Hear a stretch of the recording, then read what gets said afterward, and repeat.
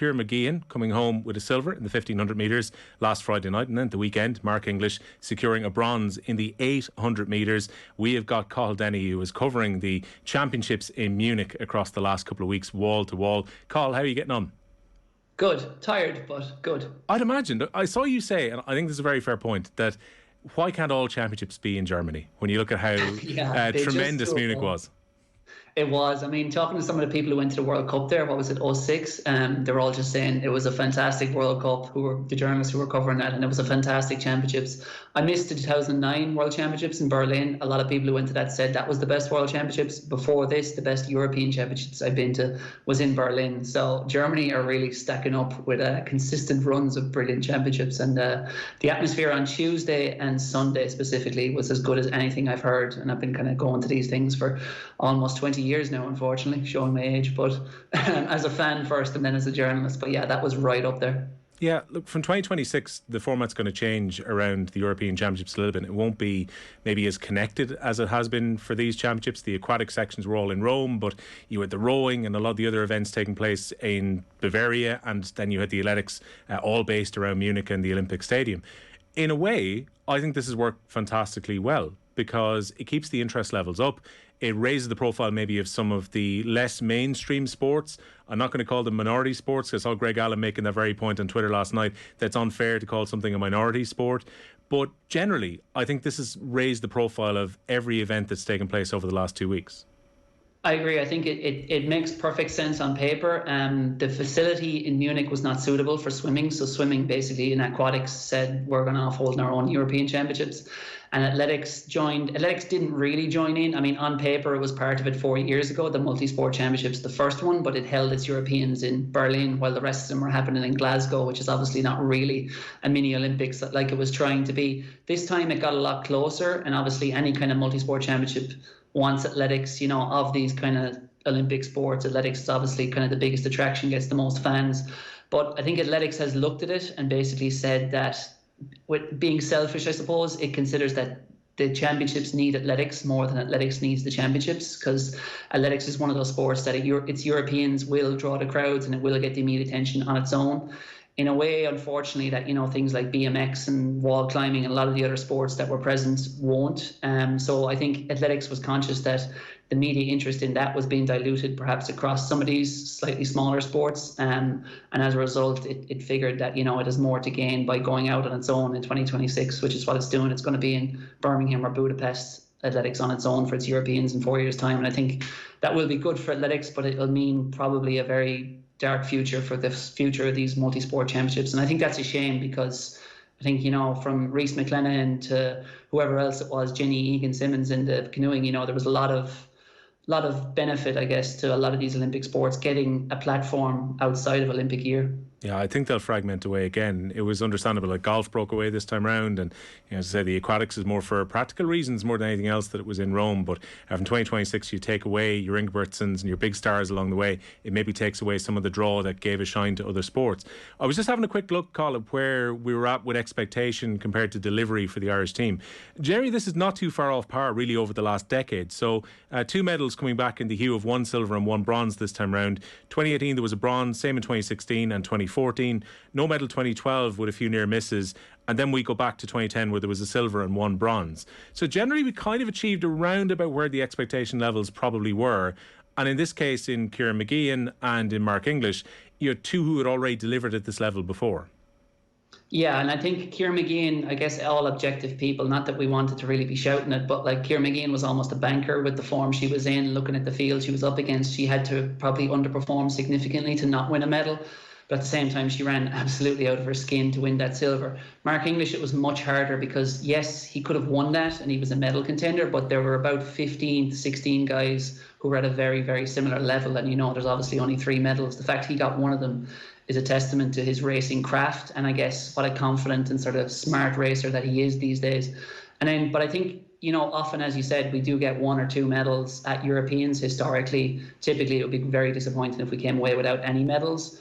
But I think what was huge here was the amount of top 8 finishes. I mean, Ireland had 11 top 8 finishes in athletics, if you include the marathon team, which finished 6th. The highest we've ever had of the Europeans before is 6. So to have almost doubled the amount of athletes we have up there in the top 8 in Europe, there's no way to look at this championships as anything but a roaring success for Ireland. We Kyra Mageean on the show a couple of weeks ago, just after the Commonwealth Games, and she was talking about the quick turnaround between those two events and getting ready to go to Europeans, and she was hoping that some of the momentum might carry through from Birmingham and getting on the podium there.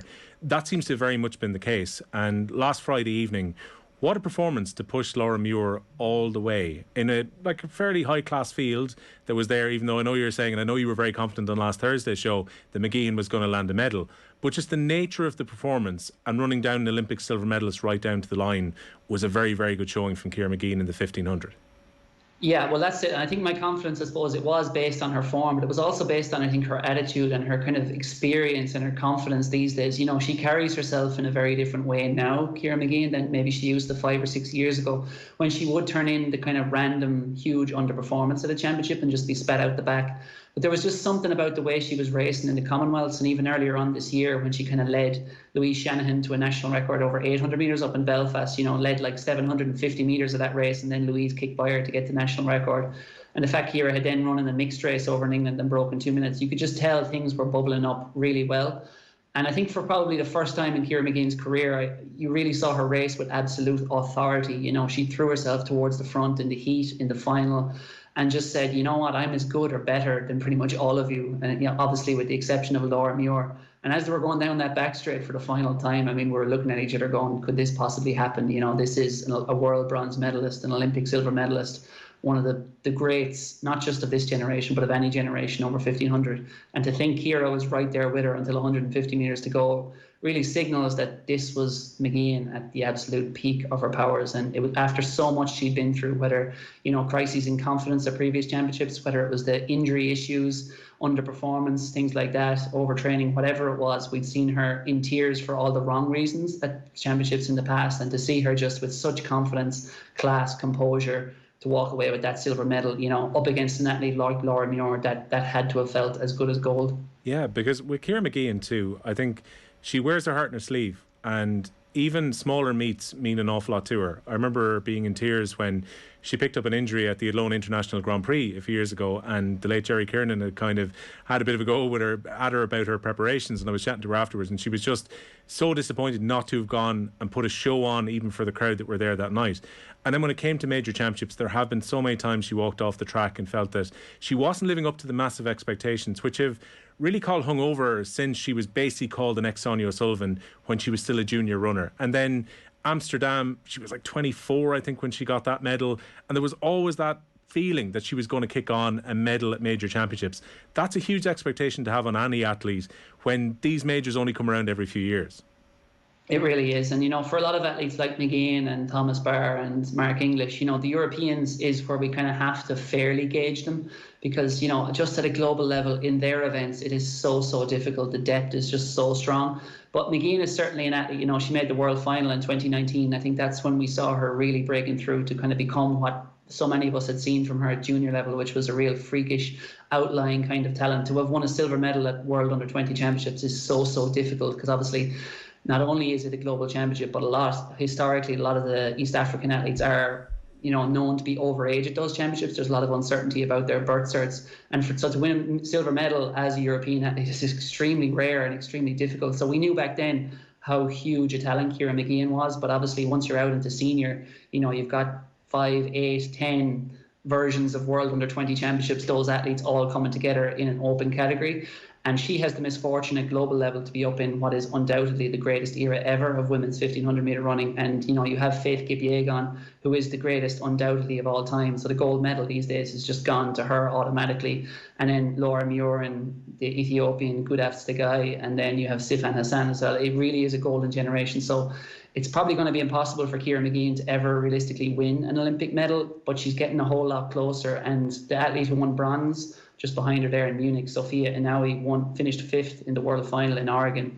So you would have to say Kyra obviously bypassed that to save herself for the Commonwealths and the Europeans. Looks like a very wise decision now. But as you look towards Budapest next year and Paris Olympics in 2 years' time, you know, with a few injuries, with Kyra perhaps finding another % or two, there's no reason she couldn't be in the top 5 or 6 in both the world and Olympic final, which, you know, and then once you're in that scenario, as we've seen so often, like, who knows if there's a bronze medal going, but she's slowly clawing her way up to that level. And she is the type of athlete now who will have huge confidence that it's not just a hope, it'll almost be an expectation next year that she can try and get into that world final and then the Olympic final in 2024.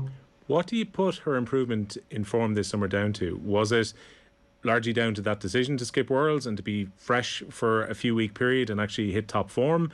Has Manchester helped her a lot? Is it the maturity of turning 30 and maybe some of those pressures going away? What do you put it down to? I think it's probably just health and consistency. There are probably two things she often didn't have in the past, and she seems to be getting on like a house on fire with her new coach, Helen Clitheroe. It's probably hard to attribute too much to that right now because she only took over in in April from Steve Vernon, who got a job with British Athletics, so he had to step away. But I mean, that transition has been absolutely seamless, and Helen Clitheroe is an athlete that Kyra looked up to during her own career, you know, a world-class 1500 metre runner herself, and they seem to be clicking very well. But I think really it's health and consistency. It's something that's so often been missing in the career of Kyra Mageean, and now that she's got it, she's probably reaching her peak a lot later than most. But the benefit of that as she goes into her 30s is there's no reason she can't compete at a world-class level for another 4 or 6 years. You know, LA 2028 can be on her agenda over 1500 metres because, like I said, she had those kind of missing years through injury in her early 20s that she is reaching the peak later than most. Mark English was a nice little way to round off the weekend and the end of the championships with his bronze in the 800 metres, because there were a few near misses and maybe expectations, and people probably put a lot of expectation onto the 4x400 team, particularly going into their final. But English is now a double European outdoor medalist at this stage. Yeah, I mean, Mark English, you know, it's funny because he, again, like Mageean, was one of those athletes who everyone was like, this is the most talented athlete since Eamon Coughlin, you know. Everyone was putting that on his shoulders as a youngster, and he very nearly broke the national record at the age of 20, you know, 200ths of a second off it. I think he is obviously freakishly talented. But I think for Mark, sometimes that's hung over him like a burden because I guess the inference when people say you're talented is that you're almost not hardworking. And I know he would take great offence given the amount of work he puts in after his day job as a doctor. He's working out in Mayo there for the last year or two. So it's quite a difficult juggling act. And I think what's probably helped him hugely over the last couple of months is he took time off from medicine to try and just train full time. And I think the big thing there is recovery. You know, you're not going into sessions tired. And that was definitely an issue for him on the build-up, you know, talking to his coach, Phelim Kelly. Like, he would have been flying early in 2021 on the build-up to Tokyo Olympics. But then you can't really call the shots when you're a doctor about when you want to take time off or take shifts off. And he'd be maybe showing up for sessions tired and just maybe not able to train and recover the way some of his rivals would. But he's managed that juggling act brilliantly this year. And obviously those couple of months off in the summer really seem to have freshened him up. And to the point where he can go into the World Championships last year, he can make the top 10, just missing that 8-man final, and he can go to the Europeans. And I think what we're seeing now, he's been working with Phelim Kelly for the last, I think, almost 2 years now, a year and a half or so at least. And I think Phelim is someone who was also mentoring him back in 2014 when he was coached by Nick Bideau, when he won that first European medal at the age of 21, I think he was then, back in Zurich.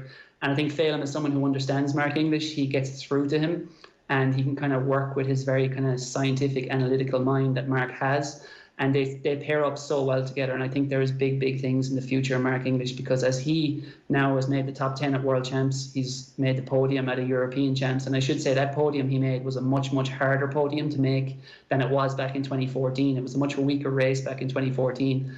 So to be honest, this is a bigger achievement, what he has done in Munich, because he had the world indoor 800 metre champion in front of him and the world outdoor 1500 metre champion. So it took two reigning world champions to beat Mark English last weekend, which in the 800 at the moment at global level, there is no standouts there. There is no David Rudisha. There's no one running 142 or 141 the way there was 10 years ago. So when Mark English looks at the next year, looks at the road to the Paris Olympics 2 years from now, he will know, if I can just, he's in the 144s now, if he can just get into the 143s, and he looks very capable of that, there's no reason at all he can't be in a world or Olympic final and perhaps even challenging for medals, because his event right now is not where the women's 1500 is. It's not at its peak. It's not an all-time great generation. So there's no reason Mark English can't be competitive on the global stage. Phelim Kelly, one of those Irish coaches that you've been advocating for. Many people will have read your open letter to Minister Jack Chambers yesterday, and you know, one of the things coming out of these games are how many of the athletes, okay, there are exceptions, say like Rashid Adelecki, who's over in the NCAA system in the States at the moment, but a lot of homegrown talents have performed remarkably well at these games, and in many cases it's down to the coaching that they've been receiving here in Ireland. And you strongly feel that now the time has come for the Irish government to actually back these coaches financially. Absolutely. I mean, if it doesn't happen now, and if something game-changing doesn't occur in the wake of this, like you had a week when how many Irish athletes were on the front pages of Irish newspapers last week? Rashida was, Israel Olatunde was, Mark English was, Kyra Mageean was, and you had so many people across the nation tuning in at 7 or 8 o'clock on the evening watching RTE and shouting at their TVs as an Irish athlete was again up there in the top 6, contending for medals, top 8. We've this golden generation of juniors coming through. And if they're not supported now, I really feel it's never going to happen. Now, Athletics Ireland for years have been, to be honest, trying their best. And High Performance Director Paul McNamara is, he's doing a lot of very honest things. He's a true athletics man who wants to help the coaches, and he's trying to help the coaches. And I've seen how he's trying to help the coaches. Maybe it's paying for flights to a training camp. Maybe it's taking someone like Phelim Kelly or Dan Kilgallen as a team coach to the championships, whereas in the past, they would have had to pay their own flights. Now, there were a lot of athletes, or were a lot of coaches who were going over as personal coaches to Munich who had to pay their own flights, their own accommodations. And, they wouldn't really mind about that. That's obviously 1 week in the year. But I think the big injustice is that a lot of these coaches who are coaching our very, very best athletes for the other 51 weeks of the year, when they go to training, they're paying their own petrol. When they're going on a training camp with a group of Olympians, they're also paying for their own training camp. To me, it's not right. It's not right because we have other sports where we do have 1 or 2 professional coaches, say in gymnastics or rowing. Now, it's much more difficult to replicate that in athletics because our athletes are so spread out both across the country, across the various event groups, but also across the world. Kyra Mageean, trained by a professional coach in Manchester, and Helen Clitheroe. Rashida, trained by a professional coach who's on a high 6-figure salary over in the University of Texas. World-class coaches. But at the moment, we have coaches like Phelim Kelly, like Daniel Kilgallen, like Noel Morrissey down in Limerick, like Jeremy Lyons in Dublin. I could go on and on. There's so many of them who are operating with the same knowledge, the same expertise, and the same hard work. But the difference with them is they're often doing it after a day's work. They're doing it, they're juggling family time, they're skipping family holidays, they're putting the burden on their partners sometimes. And really, that's just not fair. And it's also not sustainable that we as a country would put the burden on them to just continue doing it as volunteers out of the goodness of their heart. We need to start rewarding them. Yeah, your dog feels very strongly about this as well. He does. He's very angry back there. When it comes to this, it probably is the only time to press this argument too, because what tends to happen now is that everyone gets excited about athletics now because we're coming out of major championships, and next thing it'll be about the Olympic cycle in just over a year's time as everyone's getting ready with qualifications and get ready for Paris, and then it's back in focus again, and then once Paris will finish, it goes off the agenda once again. So if an argument is going to be made, it probably needs to be made now. It does. It absolutely does. And like I've looked at the Athletics Ireland high performance plan for the next 6 years, and it incrementally tries to edge towards some form of professional coaching structure. But when you look at it, it's the idea is to have one professional coach in 2024, and then it's also attempting to sort of fund, I guess bursaries, a group of maybe 6 to 10 Irish coaches. But you see the budget is remaining static from Sport Ireland, and you think, where is this money going to come from? And, they're talking about bringing in someone with a proven track record of success on the global stage to mentor Irish coaches. And they've done great work at Athletics Ireland in terms of building those mentorship programs and building those relationships with international athletes or international coaches, bringing them over maybe for a weekend. There's some really world-renowned names come in the last few years, and Dan Kilgallen was one of the people behind that. That's all great, but the fact of the matter is, if you're going to get one of these heavyweight coaches over to Ireland to either mentor Irish coaches or to actually coach some of our best athletes themselves, you're talking about a high 6-figure sum. And I think what's far more practical is that we start professionalizing and supporting some Irish coaches. And it's not as if you're saying do them all. Sometimes they say, oh, well, who will we fund? As if you have to fund several hundred coaches who work in clubs across Ireland. It's not that. If you look at it, if you look down the list of the people who went to the Europeans, who went to the Olympics last year, there's a handful. It's pretty much a small handful. It's maybe 10 or a dozen coaches. And around the different areas of Ireland and around the different event groups, the good athletes tend to gravitate towards them. But at the moment, you see and you talk to these coaches and you can see the burden it puts on their personal lives and their professional lives. Some of them really regress in their career or have to call in favours from family and co-workers all the time. And it's just not right. It's not right that we pay the physios, we pay the nutritionists, we pay the psychologists. They all are rightfully paid, but we don't pay the coach. And if that doesn't stop now, it's never going to stop. And that was the basis for that letter to Jack Chambers, that put your money where your mouth is. You were over there tweeting about the athletes. That's great. It's great that you show an interest. It's great that you show that you care. And it's great that you're mixing with all these people. But to be honest, all of this stuff means absolutely nothing unless you step up and properly fund Irish coaches to make it attractive for them. Because at the moment, the system is in such a state that the only way any of these people can work full-time coaching athletics is to emigrate, and that's not the way it should be. Yeah, the two cover stars then, who didn't come home with medals but came home with their reputations massively enhanced. Rashida Adeleke first, because her splits in the 4x400 were very impressive in the relays. Her run was incredibly impressive in the final. By her own admission, if maybe she didn't have the naivety of a quick little look across at the big screen to see where she was coming out of lane 1 when she was coming around the corner, it may have caused her to stutter just a little bit in the final. But ran remarkably well. For someone who is so new to 400 metres, she was talking about like she's only had half a dozen runs competitively at 400 metres. Now, I take the point Cliona Foley made it on the pay-per-view here and Off the Ball at the weekend, that there are plenty of high-class operators at her age in the 400 metres already, so we shouldn't just cling to the fact that because she's young she's going to become a star. But still, she is breaking out quite impressively in 400 metres. She is. To be honest, when you look at what Rashida did last week, it's very hard not to get a bit carried away with hyperbole or hope for the future, because it was absolutely groundbreaking. I mean, the time she ran, would have made, I think it would have placed her 8th in the Olympic final last year, and she's already turning in performances at the age of 19 that would put her up there in the top 10 in the world at World Championships or at Olympics. So to have done that at 19, now obviously Sydney McLaughlin is 21. So, there are obviously, as Cliona mentioned on the pay-per-view, there's a lot of athletes at 19, 20, 21 who are already competing at a world-class level. So I don't think we in Ireland can think it's some way different that we have a 19-year-old who's up there. But I mean, she's progressing at a rate of knots, and she is so new to the 400. She wasn't training for the 400 this year. She was training for the 200, the NCAAs, and obviously jumping in 4x400s and 4x100 meters over in Texas. But again, that was the final, I think, was her 49th maybe race of the year. She's run about 50 races this year. And for one of the last championships to be her best is just astonishing, because she's been training since, or racing since January without really much of a break, and obviously took a little break, was planning to go on holidays to Mexico after the World Championships and then cancelled that to go to Munich. So to have achieved what she achieved, there is just no fault you can find in it. Now, being the ambitious athlete she was, she could see the bronze medal right there, and maybe she'll look at it and say, she got a better lane by running a harder semi-final, or if she wasn't looking at the big screen, obviously it could have been a bronze medal. But I think we'll look back at this championship in years to come and think, you know what, it doesn't really matter, because that bronze or 5th place will not really make a difference, given what, if she stays healthy, she could go on to achieve. And what's rare is wonderful, which is having an Irishman competing in a 100 metres final.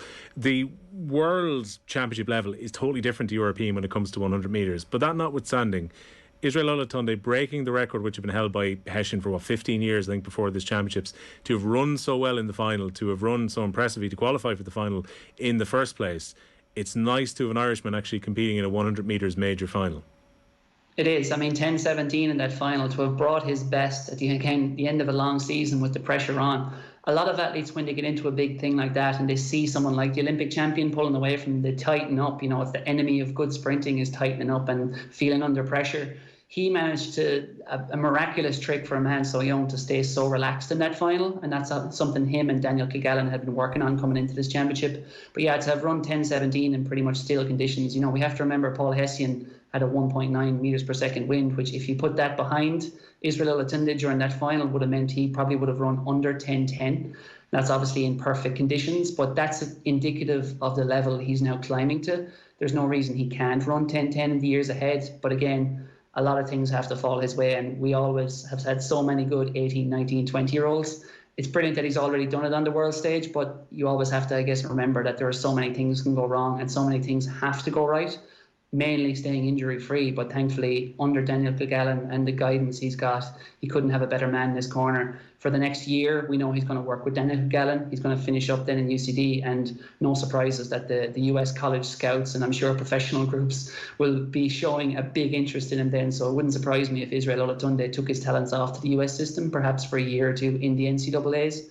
But I mean, for where he's at right now, 20 years old, 6th in Europe, it couldn't be more exciting. Yeah, exciting opportunities ahead. Look, good luck with decompressing after a couple of weeks of top-class athletics at the Olympic Stadium in Munich. And Cathal, thanks a million for joining us on the show.